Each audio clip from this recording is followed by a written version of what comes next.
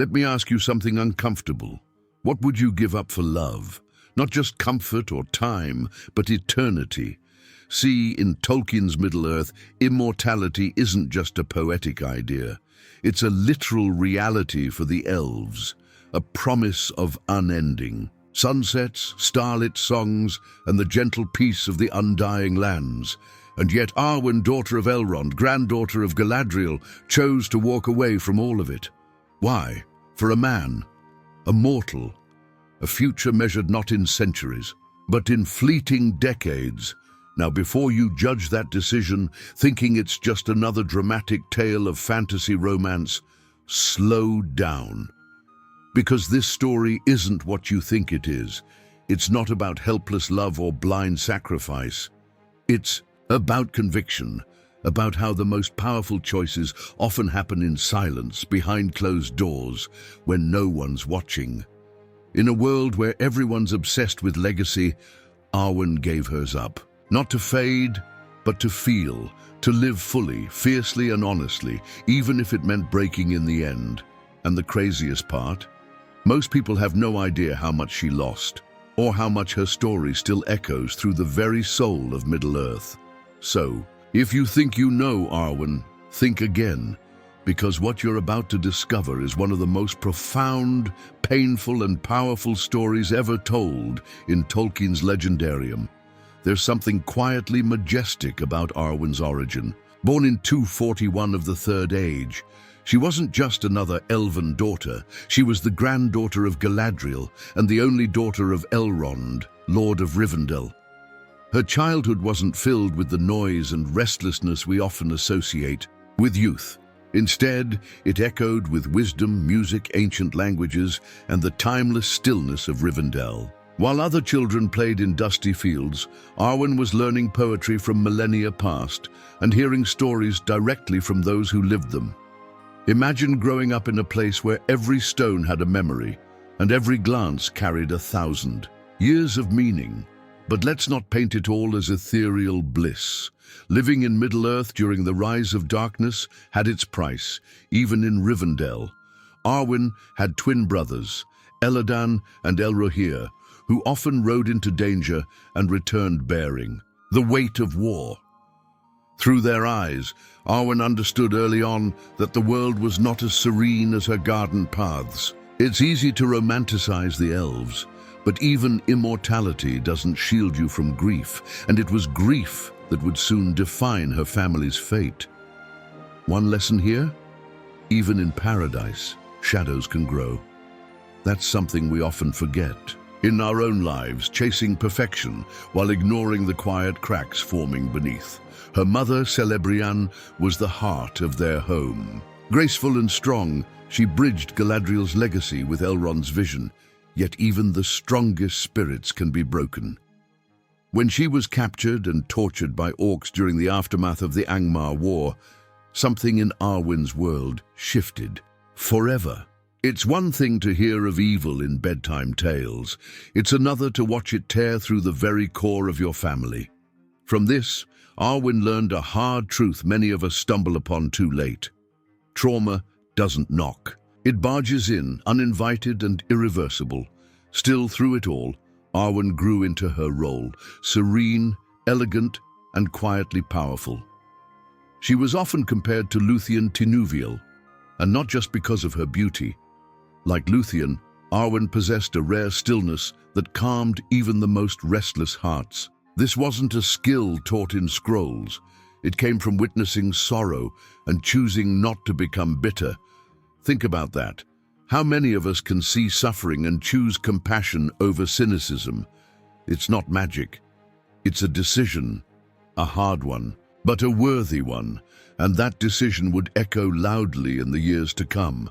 Because while Arwen's early life was shaped by elven songs and sorrowful silences, it was only a prelude. The true test of her soul would come not in the safety of Rivendell, but in the face of a mother's absence, and the choices that absence would force upon her. There are wounds that heal on the surface, but leave an echo in the soul. And for Arwen, that echo was her mother's absence. Celebrian had been physically healed by Elrond's deep magic, but her spirit was shattered. It's a strange thing to witness. Someone you love standing before you, breathing, smiling, yet clearly not there. Arwen watched her mother fade, day by day, not into death, but into a silence so profound that only the sea could carry it away. And so, in the year 2510 of the Third Age, Celebrian sailed west, leaving behind her husband, her sons, and most painfully, her daughter. When someone close to you gives up on this world, it changes how you see it. For Arwen, the shimmer of Middle-earth dimmed after her mother's departure. The trees still whispered, and the stars still sang, but something in her heart had gone quiet. You might recognize this feeling if you've ever lost someone not to death, but to depression, trauma, or the need to disappear. That helplessness, that ache of not being able to fix what's broken, that's what lived inside Arwen, wrapped in silk and sorrow. Her brothers, hardened by battle and grief, turned their pain into vengeance, hunting orcs through the wilds. Elrond, ever composed, buried himself in the affairs of elves and men. But Arwen? She held her pain differently. Not in her hands, but in her gaze. There's something powerful about the way some people carry sadness, not to show it off, but because they've accepted it as part of who they are. Arwen's strength was quiet, like the resilience of someone who keeps showing up, even after life stops making sense. And that's a lesson we don't talk about enough. We think strength is loud, breaking things, conquering, winning. But Arwen teaches something subtler, that strength can be choosing to stay after someone leaves, that it can be smiling when you feel hollow, that sometimes the real act of courage is not sailing away when you have every reason to. In today's world, when escape is just a scroll or a flight away, staying grounded is an underrated rebellion, but grounding doesn't mean you never move. For Arwen, staying wasn't about being static, it was about waiting for something, for someone. And one day, that someone would come walking through the trees of Rivendell, bearing the legacy of kings, the fate of men, and eyes that would change her eternity. When Arwen first laid eyes on Aragorn, it wasn't love at first sight, not for her anyway. But for him, oh, absolutely. He was only 21, fresh-faced and full of dreams, wandering through Rivendell under the name Estelle. Hope. And then, like something out of a half-remembered legend, there she was, cloaked in starlight as if the moon itself had woven her veil. Aragorn was so taken aback he mistook her for Luthien, the most beautiful elf to ever live. Imagine that. Seeing someone so radiant, so serene, that your first thought is, she can't be real.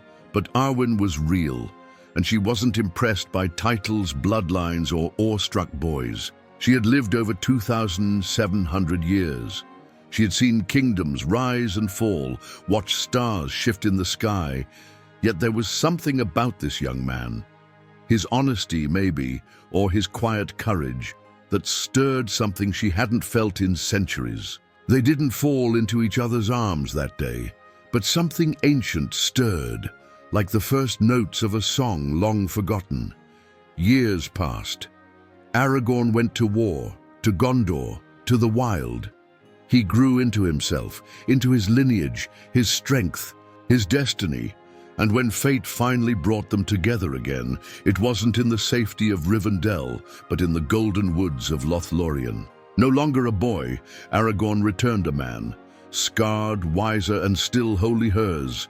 It was there they pledged their love, a love sealed with the ring of Barahir, a symbol of honor passed down from Beren himself. This wasn't a casual courtship. It was a union written in the deep ink of fate, and here's the thing. Real love, the kind that lasts through time and trial, doesn't spark from ease or perfection. It's born in stillness, in endurance, in recognition. Arwen and Aragorn knew what they were choosing, love that defied race, legacy, and time itself. In today's world, where relationships can dissolve over an unread text. Their story reminds us of something sacred, that love worth keeping is love worth waiting for. But waiting comes with a price, and while love bloomed between them, so too did the weight of destiny, because with Aragorn's rise came war, and with war came sacrifice. And soon, Arwen would have to choose between the eternal light of the undying lands and the brief, burning life of a man whose heart beat for hers alone. If there's one thing Arwen understood deeply, it was timing. She didn't rush love, nor did she smother it with fear. Instead, she nurtured it like a seed, quietly, intentionally from afar. When Aragorn set out on his path toward kingship, Arwen didn't follow him into battle or politics. She did something far more powerful. She believed in him. And belief, when it comes from someone who truly sees you, can move mountains, or in Aragorn's case, awaken a kingdom. But belief doesn't just whisper, it manifests. Arwen sent him the Elfstone, a radiant green jewel representing hope and renewal, and later a banner embroidered by her own hands. It wasn't just a piece of cloth, it was a declaration, a queen's touch wrapped in thread and prophecy, signaling to all, this is the king to come. In Middle-earth, these weren't sentimental tokens. They were sacred symbols, louder than any speech, weightier than any crown forged in steel. Think of it like this. In a world saturated with noise and half-promises, what we choose to give someone matters. Not just gifts, but gestures. A book that changed our life. A handwritten note when someone feels lost. A shared silence that says, I'm with you. Arwen didn't just love Aragorn privately. She stood behind him so firmly that her very legacy became part of his ascent. That's the kind of support that builds empires, quiet, unwavering, stitched in loyalty. And Aragorn, he carried those gifts like armor, not because they protected his body, but because they reminded him of who he was and who he was becoming. In moments of doubt, in the cold stretches between battles, those tokens were his compass. That's the magic of being truly seen, of having someone believe in your future self, even before you arrive there. Arwen saw not just the ranger, but the king. And that vision, patient, prophetic, became reality. But with reality comes the price of dreams.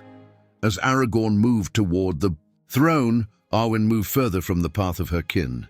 Every stitch in that banner, every glance toward the horizon brought her closer to a choice most would fear. Immortality or love, eternity or a heartbeat. And when the war ended, that decision could no longer be postponed. There's a moment in every great love story where fantasy collides with consequence. For Arwen, that moment came after the fall of Sauron. The enemy had been defeated, the realm of Gondor reclaimed, and Aragorn crowned King Elessar. The path was finally clear. But it wasn't a fairy tale ending. Not for her.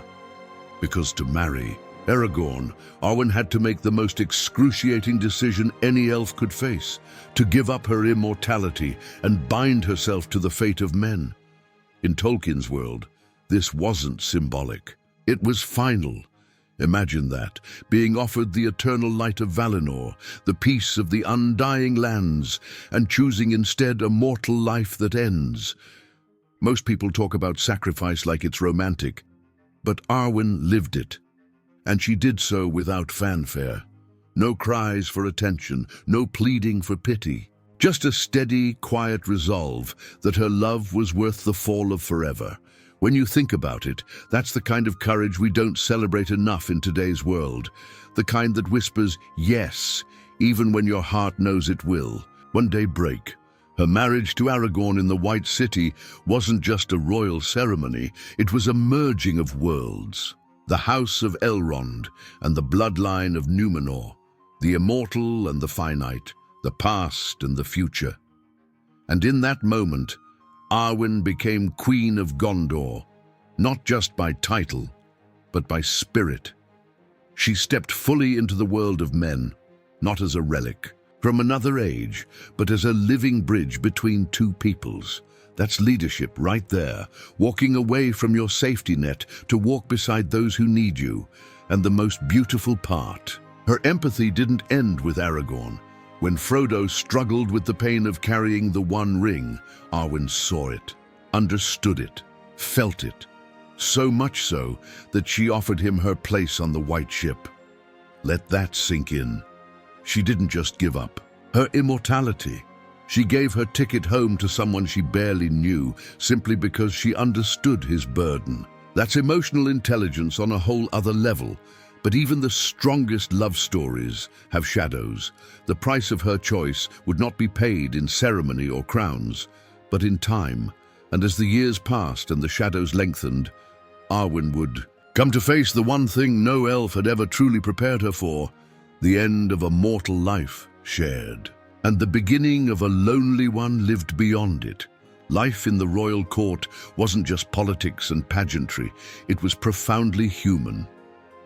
As Queen of Gondor, Arwen embraced her role not as a figurehead, but as a mother, a healer, and a quiet pillar behind the throne.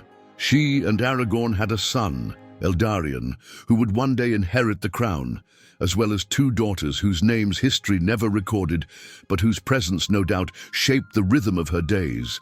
This was Arwen's second transformation, from elven maiden to queen to mother. A life so far from the halls of Rivendell, it might as well have been another world. And here's where the story gets personal. Arwen wasn't some distant royal, swathed in silks. She walked among the people, visited the Shire, and even honored Sam's daughter Eleanor by naming her a maid of honor. It's a small detail, but a telling one. It shows that Arwen didn't just care about great wars and prophecies. She saw value in kindness, in everyday courage, in the humble hearts that carried Middle-earth forward.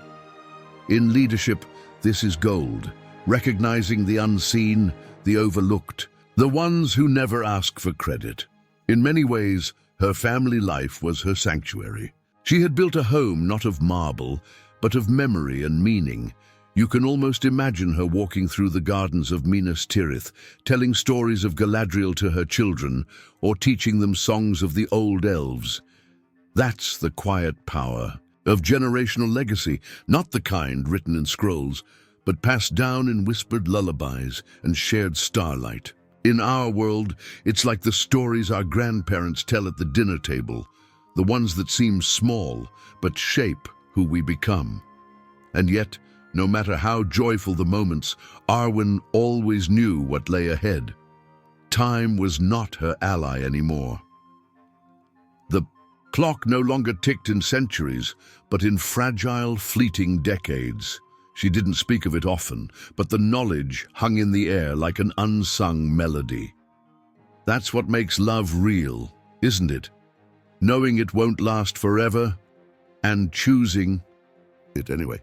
Choosing to be present, to give your best to every ordinary day, even when you know how it ends. But one day, the ordinary would vanish. The laughter of children would echo through empty halls, and the weight of mortality long avoided would come calling. Because nothing, no crown, no lineage, no love, could keep time from taking what it's owed. And when that moment came, Arwen would face her greatest sorrow yet. The day Aragorn chose to die was not one of weakness. It was a final act of love, courage, and acceptance. The gift of men, as it was called, was a mercy from Eru, the right to leave this world when the soul was ready. But for Arwen, it wasn't a gift, it was a knife. Their final conversation in the House of Kings was raw, stripped of titles or prophecy. No queen, no king. Just a woman clinging to the man who had held her world together. His body was failing, but hers would live on without him. And that's the cruel thing about choosing love over immortality. It demands you survive it. Aragorn's final words were gentle, as if trying to soften a blow that would echo for the rest of her days.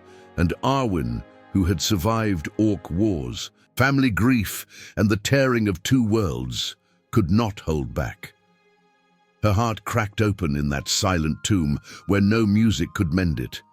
She didn't wail. She didn't protest. She simply broke. And in doing so, she showed us something far deeper than fairy tale love.